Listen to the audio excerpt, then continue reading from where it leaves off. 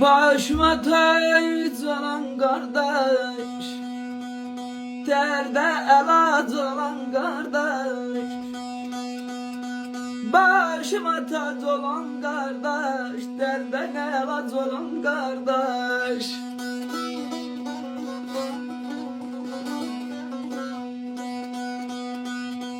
Kurban olum özüm sana, kurban olum özüm sana, arkada yaz olan kardeş.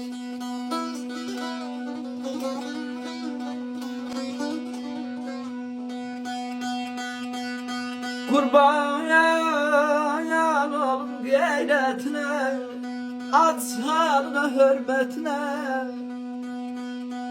halal olsun zahmetine.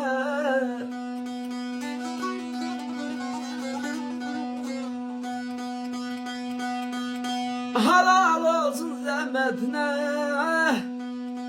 arkada yak olan kardeş, arkada yak olan kardeş, sana kurban olsun kardeş.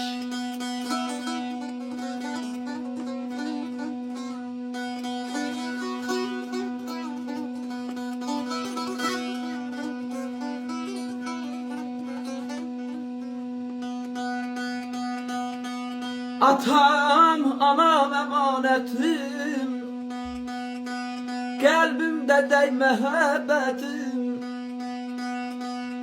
Güler yüzüm, güler yüzüm saadetim.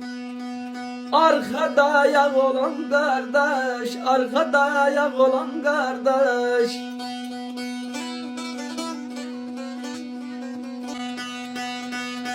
Canım kardeş, gözüm kardeş.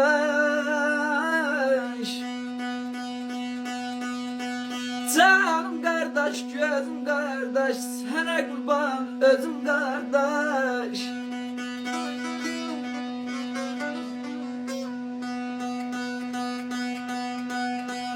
Fəxr bağım sana, fəxr bağım sana.